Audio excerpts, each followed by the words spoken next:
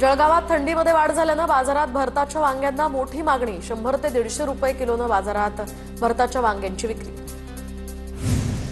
विदर्भाचा नंदनवन असलेल्या अमरावतीच्या चिखलदरामध्ये स्ट्रॉबेरीची लागवड। चिखलदऱ्यातील स्ट्रॉबेरी गोड असल्यामुळे पर्यटकांची देखील स्ट्रॉबेरीला मोठी मागणी। अनुदान मिळत नसल्यामुळे स्ट्रॉबेरी उत्पादक मात्र चिंतेत। अनुदान सुरू करण्याची शेतकऱ्यांची मागणी। लासलगाव कृषी उत्पन्न बाजार समितीमध्ये मोठ्या प्रमाणात मक्याची आवक। रोज 7 ते 8 हजार क्विंटल मका विक्रीसाठी बाजारात दाखल, तर मक्याला सरासरी 1700 रुपयांचा भाव मिळत असल्यामुळे मका उत्पादकांमध्ये आनंदाचं वातावरण। भंडारा जिल्ह्यामध्ये धान खरेदी नोंदणीसाठी 15 डिसेंबरपर्यंत मुदतवाढ। नोंदणीपासून वंचित राहिलेल्या शेतकऱ्यांना होणार फायदा। शेतकऱ्यांनी केंद्रावर जाऊन नोंदणी करण्याचं जिल्हा पणन अधिकाऱ्यांचं आवाहन। नंदुरबार जिल्ह्यात खरीप हंगामासाठी पंतप्रधान पीक विमा योजना लागू। पिकांच्या लागवडीपासून तर काढणीपर्यंतच्या नैसर्गिक आपत्तीपासून संरक्षण मिळणार। खरीप हंगाम पूर्णतः वाया गेल्यामुळे रब्बी हंगामाकडे आता आशा।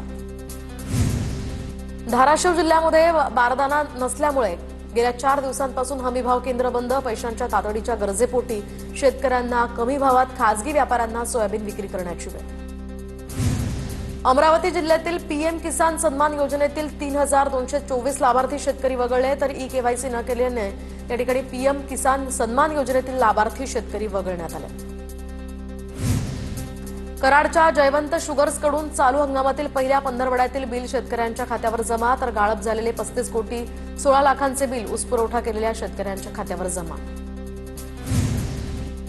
अमित देशमुखांच्या साखर कारखान्यावर लातूर आणि परभणीच्या शेतकऱ्यांना वेगवेगळे दर, तर शेतकऱ्याचा यामुळे आरोप।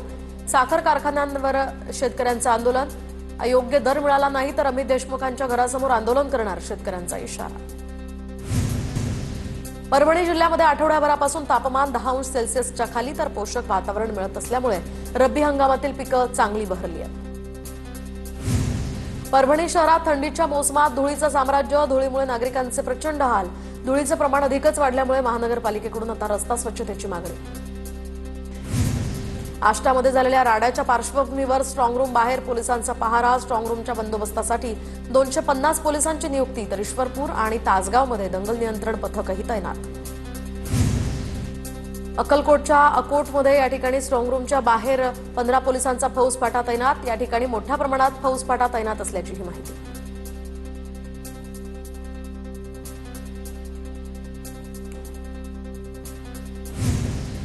गोंदियाच्या सालेकसामध्ये ईव्हीएममध्ये छेडछाड झाल्याचा आरोप, तर मोनिका कांबळेंची निवडणूक निर्णय अधिकारी पदावरून मुक्तता। सर्व उमेदवारांनी तहसील कार्यालयासमोर मोर्चा काढला होता। नाशकात मतदार याद्यांमध्ये जिवंत असलेल्यांना मयत घोषित करून मतदार याद्यांमधील नावं वगळली। नावं वगळत असताना मृत्यू प्रमाणपत्र सुद्धा जोडण्यात आल्याची माहिती उघड। भाजपच्या 2 पदाधिकाऱ्यांची नावं वगळून मयत घोषित केल्याची माहिती उघड। रोहिणी खडसेंची मतदानाच्या दिवशी पोलिसांसोबत बाचाबाची। रोहिणी खडसेंच्या शाब्दिक वादाचा हा व्हिडिओ सोशल मीडियावर व्हायरल।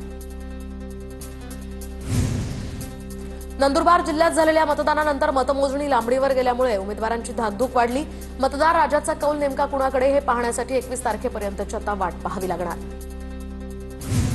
सांगलीच्या आष्ट्यामधील स्ट्रॉंगरूम बाहेर महाविकास आघाडीचं आंदोलन। मतदानाचा टक्का वाढवल्याचा पवारांच्या राष्ट्रवादीचा आरोप। हजारो कार्यकर्त्यांचा स्ट्रॉंगरूम बाहेर ठिय्या।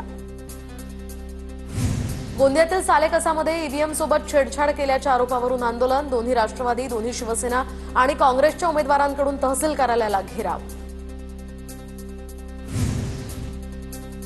बीडच्या क्षेत्र येवलवाडीमध्ये जालंधरनाथ या ठिकाणी देवस्थानातील 2 दानपेट्या चोरट्यांनी पळवल्या। चोरीची ही घटना सीसीटीव्ही कॅमेऱ्यात कैद। 2 दानपेट्यांमध्ये जवळपास 50 लाखांच्या घरात ऐवज असल्याचाही देवस्थानचा अंदाज। अमरसिंग पंडितांचे स्वीय सहाय्यक अमृत डावखर यांचा जबाब नोंदवला। हल्ला पूर्वनियोजित कट होता।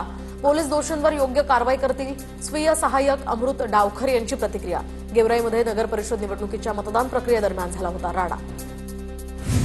छत्रपती संभाजीनगरमधील तोतया आयएएस कल्पना भागवत प्रकरणामध्ये आरोपी डिम्पी हरजाई हिनं फोनमधून सर्व डेटा डिलीट केला। आयफोनमधील डेटा रिकव्हर करण्याचं आता पोलिसांसमोर आव्हान। 18व्या शतकापासून अश्वशौकिनांसाठी आता ओळख असलेल्या सारंगखेडा यात्रेला सुरुवात।